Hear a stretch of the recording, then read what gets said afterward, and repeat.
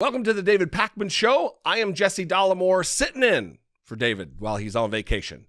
Listen, we got a problem with conspiracy theories in the United States. It's no longer a fringe element that believes that 9/11 was an inside job or that we didn't land on the moon or any number of disparate conspiracy theories. Yeah.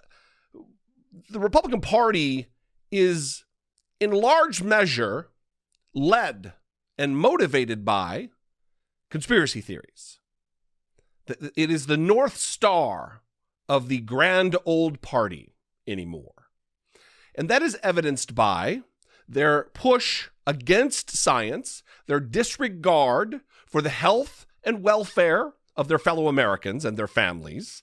And I want to talk a little bit about Marjorie Taylor Greene. But before I do, I get a lot of flack on my own channel for talking about Donald Trump and Marjorie Taylor Greene and some of these other QAnon adherents and conspiracy nutters.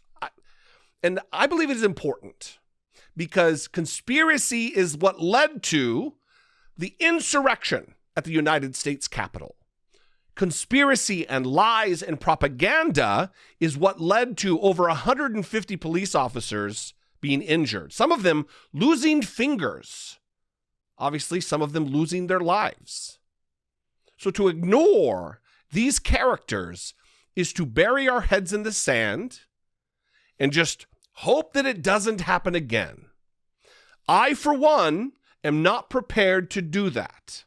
I will continue to talk about these dangerous individuals in our country as long as they exist. Now let's talk about the lovely and talented Marjorie Taylor Greene, who is now suspended from Twitter, but still finds places to go to talk about her insanity. Real America's voice. I have been called not a real American many times. This is the what I suffer through. I've chosen this profession, and I'm going to be attacked by wingnuts. That's what it is. But to have a network that's real America's voice, it indicates that there are fake Americans. And I've been called that. Anyway, let's get to this Marjorie Taylor Greene clip where she rambles for roughly a minute and 45 seconds, incoherently at times. So this is concerning to me, and that's why I'm saying there's more research needed by the FDA before the FDA approves these vaccines. Because here's the problem, Anna. Once the vaccines are approved by the FDA, we are going to see the mandates for vaccines ramp up far more than they are right now. They're going to be mandated, and I fear they'll become law in some cities and some states. Biden would love to make it the law of the land. Biden would love to make it the law of the land that everyone is healthy and their welfare is attended to. That's her fear.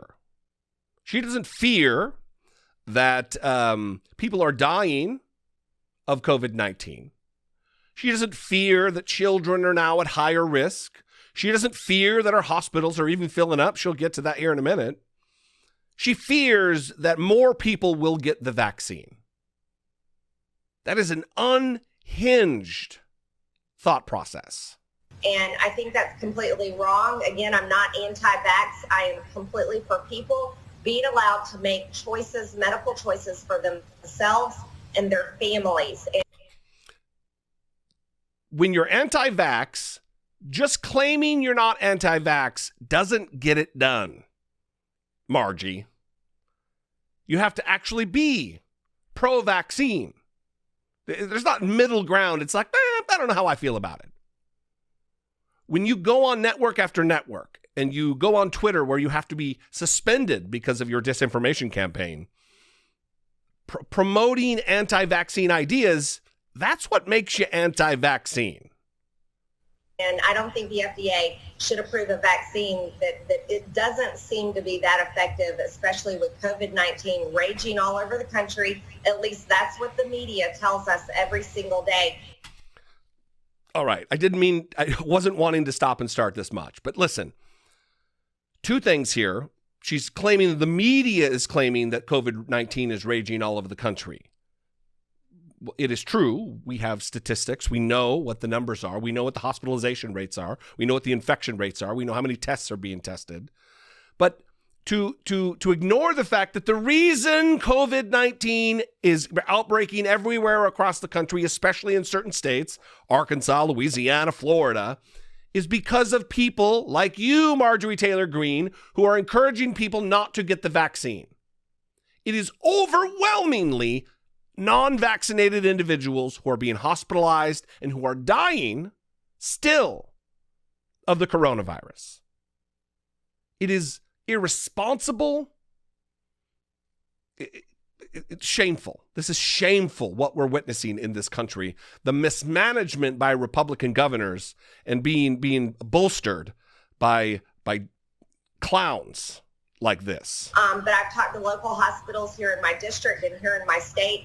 Yes, the waiting rooms get full, but guess what?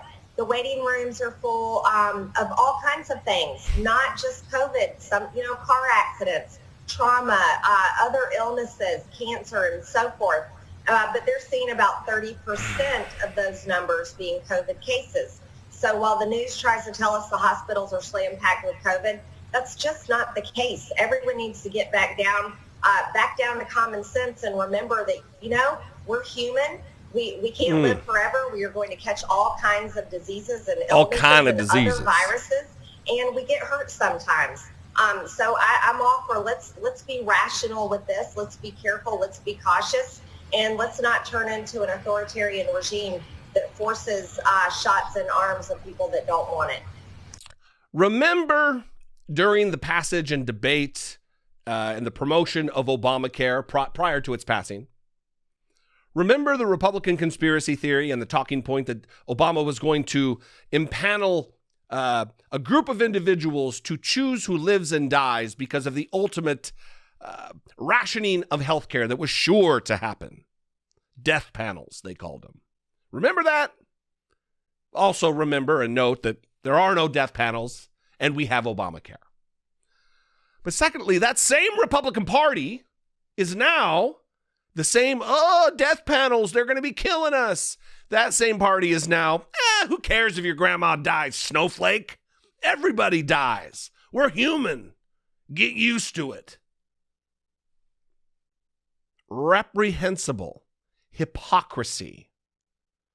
The stark lack of empathy in Republicans is, it seems to me to be so widespread that maybe it's itself infectious, a contagion that needs to be dealt with because they don't give a shit.